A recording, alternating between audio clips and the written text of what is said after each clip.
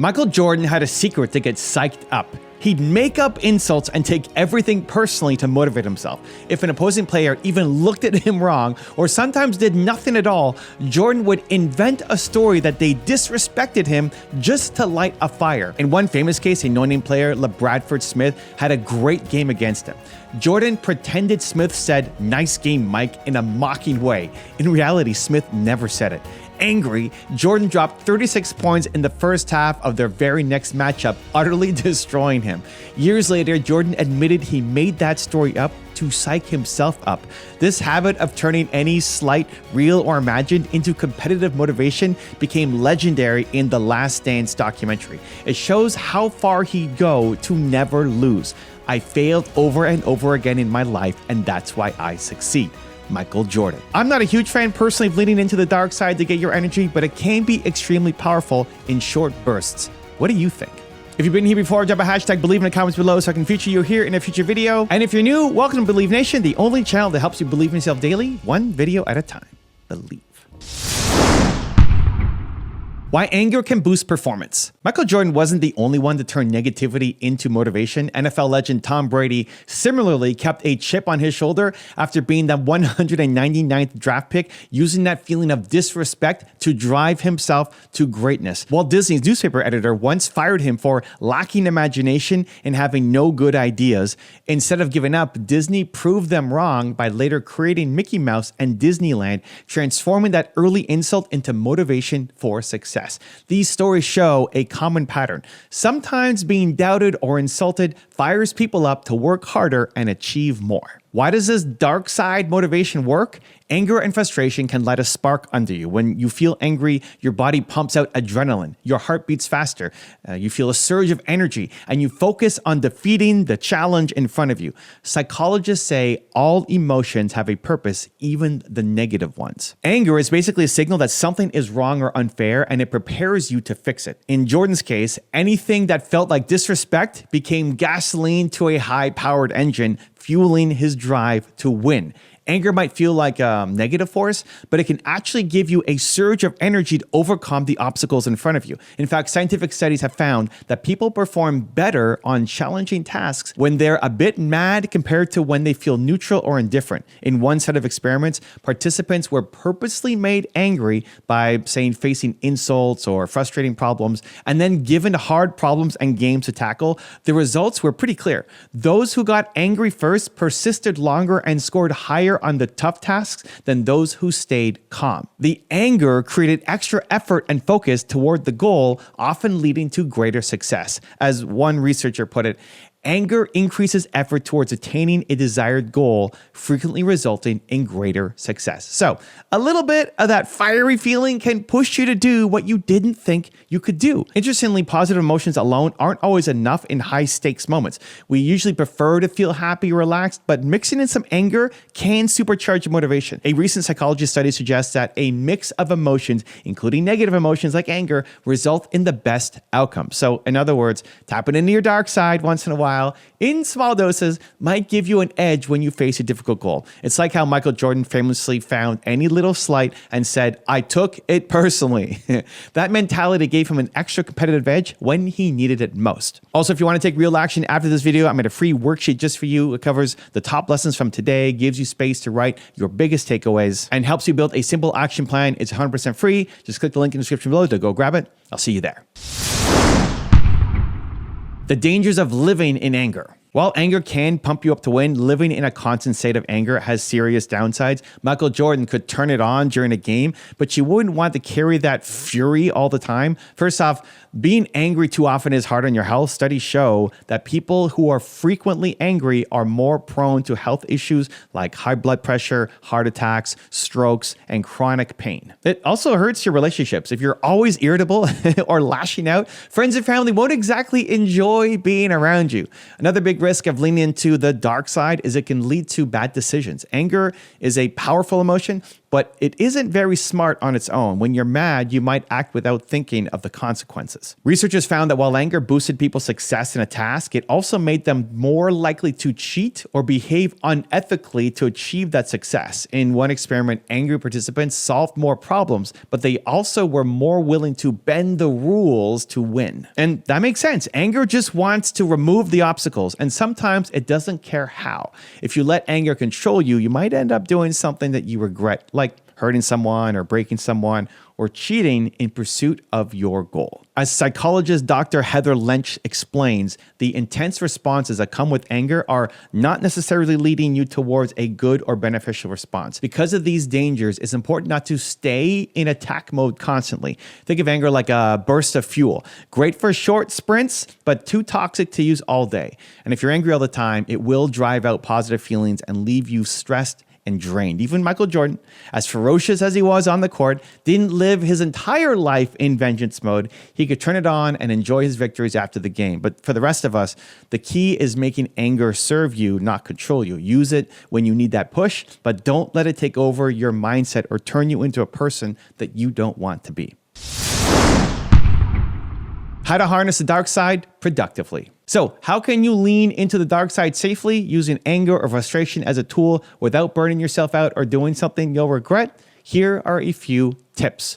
Number 1, use it sparingly. Save your anger boost for when you truly need extra fire, like a high-pressure project, a competition you've entered, or you're trying to overcome a slump. For everyday motivation, it's better to rely on positive habits and passion. Think of anger as a secret weapon for special situations, not your daily fuel. Next, pick a specific target. If you're going to tap into anger, focus it on a clear goal or challenge. So maybe someone said you can't do something. Fine, use that comment as energy to prove them wrong. Michael Jordan didn't just rage aimlessly, he directed his anger at winning the next game. Choose one enemy, a problem, a doubter, and channel your intensity into beating that target and only that target. Next, stay in control. The point is to let anger motivate your work, not make you lose your cool. So channel that fire into practice, into planning or extra effort, not into yelling at people or making rash moves. If Jordan felt disrespected, he responded by training harder and playing harder, not by fighting, at least off the court. Use that edge to push yourself. Run an extra mile, study an extra hour, double down on your craft rather than to lash out on others. Next, set a time limit. Don't live in anger for too long. It's stressful and exhausting to stay mad.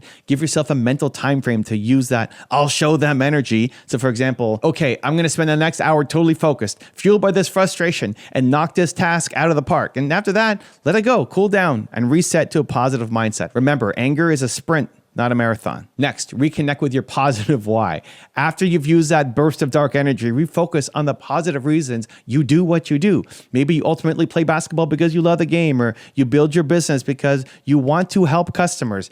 Don't let your whole motivation become anger or revenge. Those can kickstart you, but long-term success comes from love, passion, and purpose. Even Jordan was fundamentally driven by his love of competition and winning, not just hatred of losing. Use anger as a jump cable, but keep your main engine running on positive fuel like passion, curiosity, and self-belief.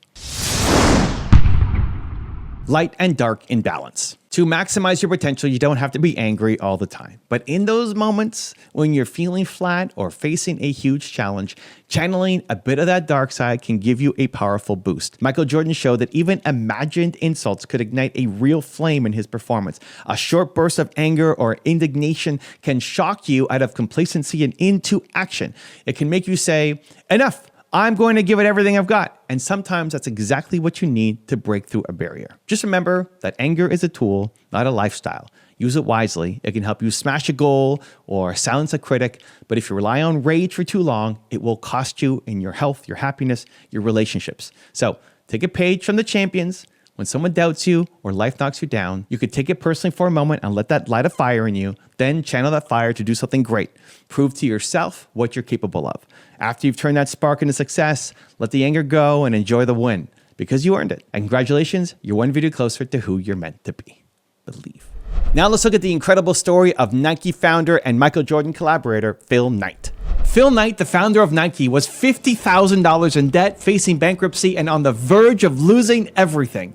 But instead of walking away, he fought through the darkest moments of his life and turned his passion for running shoes into one of the most powerful brands in the world. Today, Nike is worth billions. Phil Knight started with a dream: bring high-quality Japanese running shoes to America. He borrowed $50 from his father, which was all he had to get started. But things weren't easy. He faced rejection after rejection. His first company, Blue Ribbon Sports, barely scraped by, struggling to make enough money to stay afloat. Knight spent sleepless nights stressing over how he was going to pay off the bills. He even considered giving up. The pressure was immense. Knight was living in his car, fighting for every sale. He was deeply in debt, $50,000 in the hole, and yet he couldn't bring himself to quit. With no way out, he took a massive risk, rebranding the company and betting everything on Nike. It was his make or break, and it worked. Nike wasn't an instant success, but Phil Knight's relentless drive, passion, and belief in his vision turned it into the global powerhouse it is today. The swoosh became a symbol of perseverance, and Nike became a brand that inspired millions around the world. Phil Knight was broke, overwhelmed, and ready to quit. But he didn't give up. He kept going. What about you? When things get tough, will you walk away or will you keep fighting for your dream? Your breakthrough could be just around the corner. Keep pushing. Phil Knight's life reads like a Hollywood script. In the late 1960s, he was $50,000 in debt and sleeping in his car, fighting to save a tiny running shoe business. Banks kept calling his loans, his Japanese supplier threatened to cut him off, and his dream was on the edge of bankruptcy. Yet Knight refused to quit. He gambled everything on a new brand called Nike and transformed a shoestring startup into a global powerhouse worth billions. Today, Knight and his wife Penny donate billions of dollars to cancer research and education. And this video dives into Knight's journey from shy accountant to co-founder of Nike, the struggles he went through, his leadership lessons, and the legacy he is building through philanthropy. By the end, you'll understand how persistence, passion, and purpose turned a $50 loan into a global empire and how you can apply those lessons to your own dreams.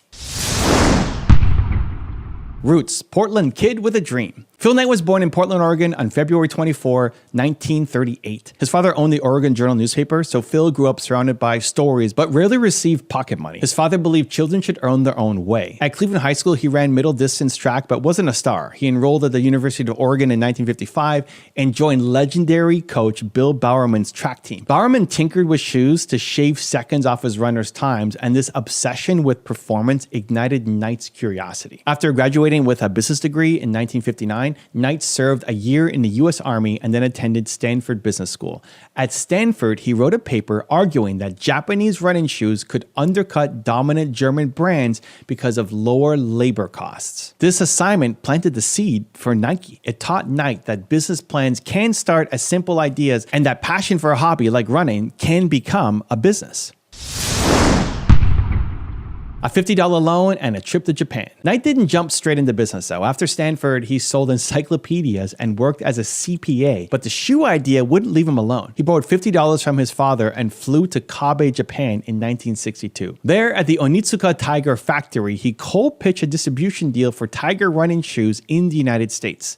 Knight hadn't even chosen a company name, so when an executive there asked for his firm, he blurted out Blue Ribbon Sports. He returned home with sample shoes and mailed a pair to his old coach, Bill Bowerman. Bowerman loved the lightweight Tiger design and offered to join Knight as an equal partner. Each man invested $500 and Blue Ribbon Sports was born. For the next several years, Knight juggled two jobs. By day, he worked as an accountant and taught at Portland State. By night, he sold shoes from the trunk of his Plymouth Valiant. He drove the track meets up and down the West Coast, hustling one pair at a time, often sleeping in his car. Bowerman modified the Onitsuka shoes and created the Tiger Cortez, which soon became a hit among runners. Blue Ribbon Sports doubled sales almost every year, and by 1969, revenue topped $1 million. Knight finally quit his day job and committed to the business full-time. Near collapse and the birth of Nike. Success didn't come easily. By 1971, Blue Ribbon Sports was selling millions of dollars worth of shoes, but still owed banks large amounts of money. Onitsuka threatened to cancel his distribution agreement and was looking for another partner. Banks refused to extend credit because Blue Ribbon lacked equity. Faced with losing everything, Knight made a bold decision. he would create his own brand and control his supply chain. A young employee named Jeff Johnson dreamed of the name Nike, the Greek goddess of victory. Knight wasn't sold on it, but adopted it temporarily. He commissioned graphic design student Carolyn Davidson to create a logo. She drew the famous swoosh and was paid $35. Years later, Knight gave her a diamond ring and 500 shares of Nike stock to thank her. Bowerman used his wife's waffle iron to experiment with rubber soles, creating a lightweight, grippy tread that became the first bespoke Nike shoe. Blue Ribbon sued Onitsuka for breach of contract and won the right to keep selling the Cortez and received $400,000 in damages. Nike launched in 1971 with its own manufacturing, bolder marketing, and relentless hustle from its founder. Even then, the company almost died several times. U.S. Customs once demanded $25 million in import duties, which would have bankrupted the business. Knight fought the case for 3 years, helped change the law, and eventually settled for $9 million. Sprint to the top. Air Jordan, just do it and go in public. In the late 1970s and early 1980s, Nike exploded. The company signed Olympic runners, introduced cushioning innovations, and went public in 1980, giving Nike the capital to expand. Bowerman's waffle-soled shoes gained traction with everyday athletes. In 1984, Nike signed a rookie basketball player named Michael Jordan, who became the face of the Air Jordan line. Advertising agency Weeden & Kennedy coined the slogan, "Just do it," in 1988. It tapped into the company's ethos of pushing beyond comfort zones. Nike also faced criticisms for labor conditions in its overseas factories. In the 1990s, activists accused the company of using child labor and sweatshops. Knight initially denied the impact, but later overhauled Nike's supply chain by implementing independent monitoring and raising the standards. Personal loss and humility. Now, success didn't shield Knight from tragedy. In 2004, his son Matthew died in a scuba diving accident. Knight later said the loss aged him and changed his outlook on life. He funded the Matthew Knight Arena at the University of Oregon in his son's memory. This personal pain deepened his commitment to philanthropy and reminded him that no amount of wealth can prevent heartbreak. It also reinforced one of his most famous quotes: "The cowards never started and the weak died along the way. That leaves us." Facing grief, Knight kept going. Giving back. Billion-dollar philanthropy. Knight's career evolved from selling shoes to giving away billions. In August 2025, he and Penny announced a $2 billion gift to the Oregon Health and Science University's Knight Cancer Institute. The donation is the largest single gift ever to a U.S. university. The Knights said they were excited about the transformational potential of cancer research, diagnostics, and care, and believed a self-governed institute within OHSU would accelerate progress. OHSU's director, Dr. Brian Drucker, noted that the Knights' earlier $100 million gift in 2008 and $500 million pledge in 2013 helped revolutionize cancer detection and treatment.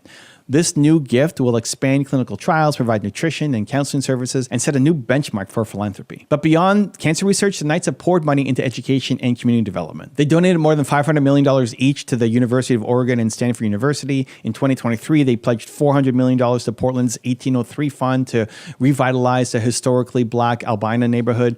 Through the Knight Foundation, they give away roughly 3% of Nike's pre-tax profits annually, supporting youth programs like the Girl Effects and scholarships. Forbes estimated that the couple have donated over $4 billion to charity and still own roughly 20% of Nike. Phil Knight's philanthropy shows that success becomes meaningful when it's shared. Leadership lessons: what the shoe dog teaches us. Knight's memoir, Shoe Dog, and his interviews reveal powerful leadership lessons that apply far beyond athletics. Number one, find your passion and stick with it. Knight sold shoes out of his car for years because he loved running. Passion fueled him through the rejections, long nights, and the debt. Find a cause that energizes you. It will sustain you when all these obstacles come at you. Next, hire people who share the mission. Many early Nike employees were runners or track enthusiasts, united by a sense to build better shoes. Hiring people who align with your purpose creates a culture where innovation thrives. Next, empower your team. Knight believes that leaders shouldn't micromanage. He once said, "Don't tell people how to do things. Tell them what to do and let them surprise you." Trusting talented people led to breakthroughs like the Waffle Sole and Air Jordan. Next, persist through failures. When Customs demanded $25 million, when Onitsuka tried to squeeze him out, when the banks were pulling his loans, Knight kept going. His motto, "The only time you must not fail is the last time you try." Every failure is a lesson on your path to success. Next, give back. Building a company is only half the story. Knight's philanthropy shows that true fulfillment comes from investing in others and leaving the world better than you found it. Now it's your turn to just do it. Phil Knight's journey from a $50 loan to a $2 billion gift shows us the power of perseverance. He began with a simple idea, a borrowed $50 and a trunk full of shoes, and he overcame debt, rejection, legal battles to create Nike, a brand synonymous with victory. Along the way, he lost a son, he faced public criticism, and fought with the ethical complexities of a global supply chain. Yet he never stopped moving forward. So the next time your dream feels impossible, remember Knight's words. Let everyone else call your idea crazy. Just keep going. Now let's look at one of Arnold Schwarzenegger's most incredible habits.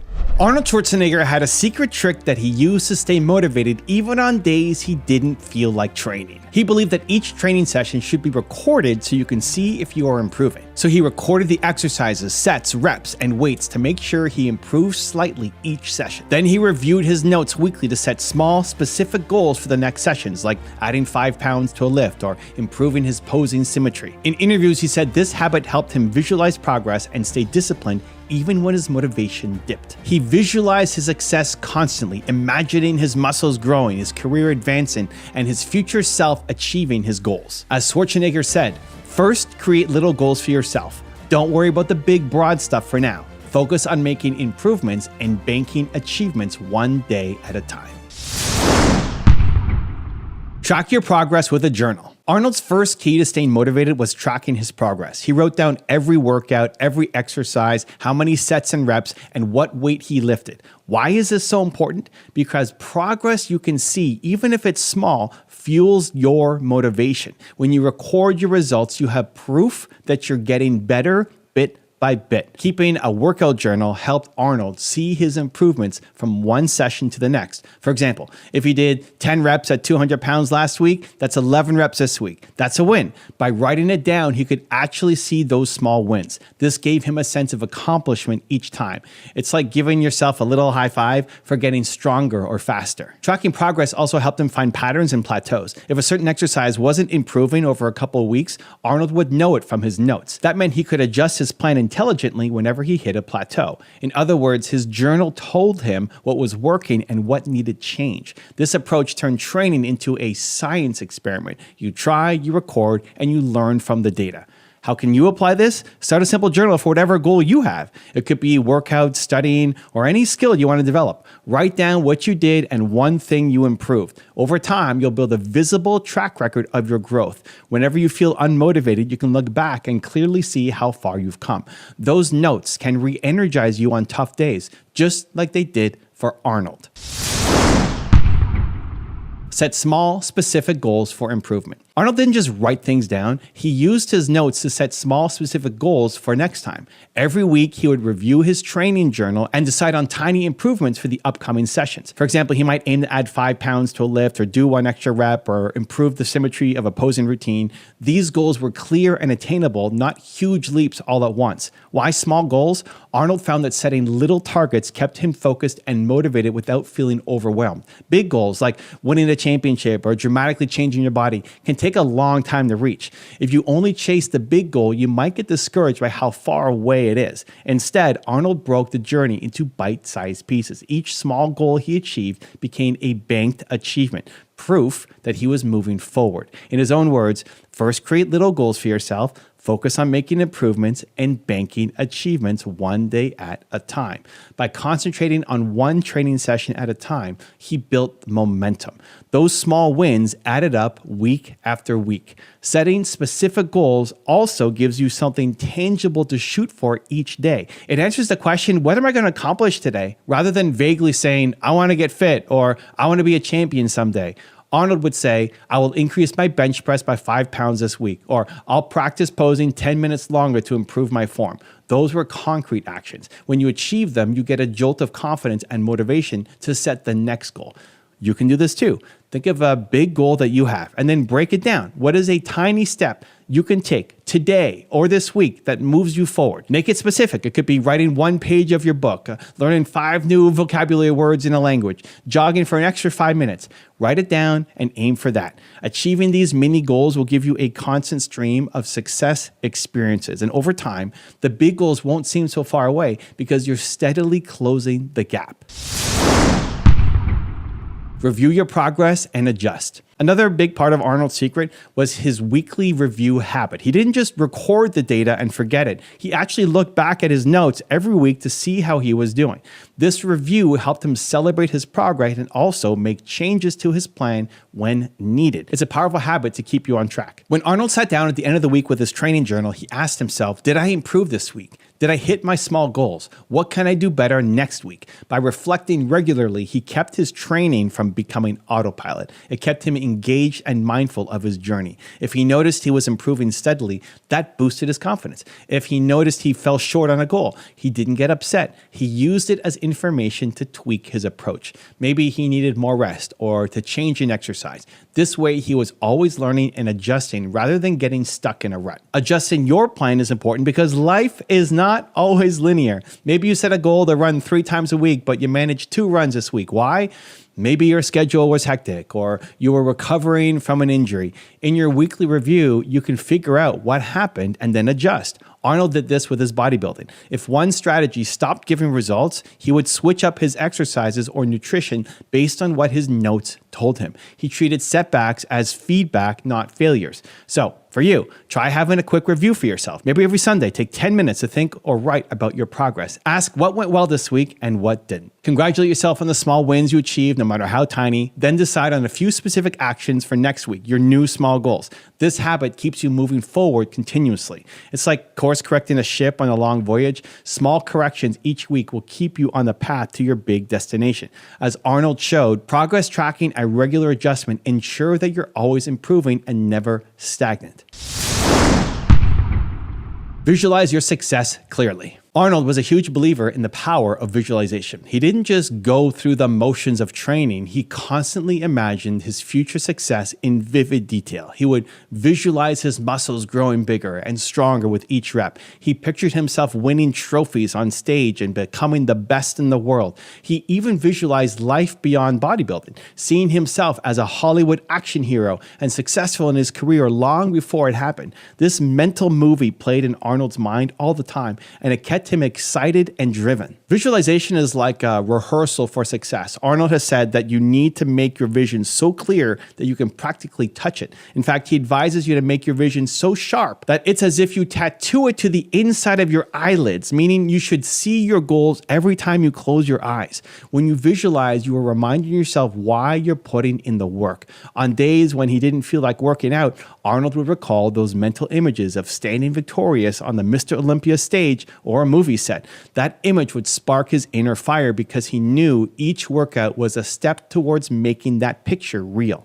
To use this trick, take a few minutes each day to picture yourself achieving your own goals. Make it as detailed as possible. How will you feel when you reach it? What will it look like? For example, if your goal is to ace an exam, imagine yourself opening the results and seeing a great grade, feeling proud. If your goal is to get healthier, imagine playing sports with ease or seeing your doctor smile and say, great job. Arnold often hung up photos of his heroes like bodybuilding champion Reg Park on his wall for inspiration. That way, every day he was reminded visually of what he aimed to become. Remember, visualization itself isn't magic. You still have to put in the work. Arnold is very clear about that. Just dreaming isn't enough. But when you combine hard work with a clear vision, you become unstoppable. Visualization turns your long-term goals into something you can emotionally connect with right now. It builds your self-belief. If you can see it in your mind, you start to believe, yes, that will happen. That belief then fuels your motivation to do the hard work today. And Arnold's life is proof of this. He formed a vision of what he wanted to be,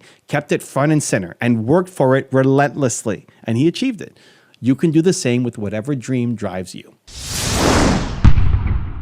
Stay disciplined, show up every day. Motivation comes and goes, but discipline stays. Arnold knew this well. He engineered his habits so that even on days when his motivation was low, he would still show up and do the work. How? Through all the strategies that we've already discussed on this video. Having a routine of tracking, setting goals, and visualizing made his training almost automatic, a part of his lifestyle. He didn't wake up each day and wonder, do I feel like working out today?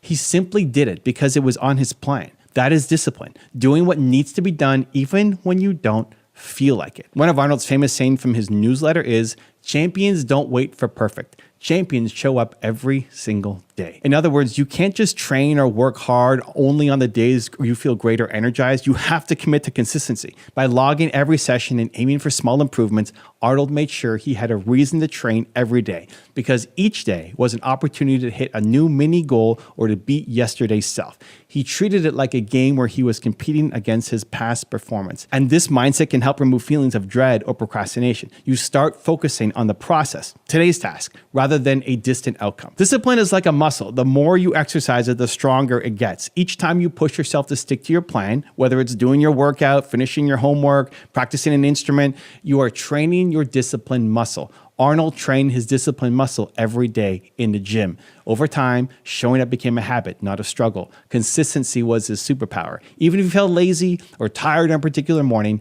his habits would kick in and carry him through the workout. And once he got started, the motivation often kicked in again when he saw progress. You can build this kind of consistency for yourself too. Start by committing to a schedule or routine that aligns with your goals. It could be 30 minutes of practice each day, or writing 200 words daily, or whatever suits your dream. Make it non-negotiable, like an appointment with yourself. Some days you'll be excited to do it, other days you won't. But if you do it regardless, you'll notice something. It gets easier and more automatic, and you'll respect yourself more for it. Small disciplines repeated lead to big results. Arnold's entire career was built on daily disciplines that accumulated into championships and success. And finally, don't forget to give yourself credit for being disciplined. It's not easy and not everyone does it. When you stick to your plan on a tough day, that's a victory in itself. It's proof that you are in control of your destiny, not following your temporary feelings. Arnold once said that what stops most people is not the body, but the mind. The mind always fails first, not the body. The secret is to make your mind work for you, not against you. Keeping your mind focused on your goals and routines like he did will ensure you keep going. Discipline bridges the gap when your motivation is low. And as you practice it, you'll find you need less willpower to get things done because it becomes a habit. Champions show up every day, and by being disciplined, you're building yourself into a champion in whatever you are pursuing. Arnold Schwarzenegger's secret trick for motivation wasn't a one-time magic pill.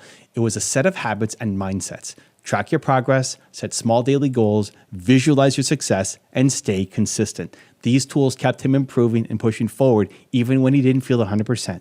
The amazing thing is that you can use the same tricks in your own life. You don't have to be a bodybuilder or a movie star for this to work. So whether you're trying to get better grades, learn a new skill, improve your fitness, start a business, the principles are the same. Measure your progress, aim for small wins, keep your eyes on your vision, and be disciplined in your routine. By following Arnold's example, you build confidence and momentum. Each day becomes an opportunity to be a little bit better than yesterday. And even if some days are hard, you have a system in place to carry you through. Remember, success is a sum of small efforts repeated day in and day out. Arnold became a legend through consistent improvement, not overnight success. So start building your own tracking habit and set a goal for today. Visualize where you want to be. Take that next small step towards it, and one day you'll look back and be amazed at how far you've climbed. To watch the incredible story of Elon Musk, check the video right there next to me. I think you'll love it. Continue to believe, and I'll see you there. Elon Musk had lost everything. His companies were collapsing, SpaceX had 3 rocket failures, Tesla was on the brink of bankruptcy. He was out of money, sleeping on a friend's couch, and days away from total failure.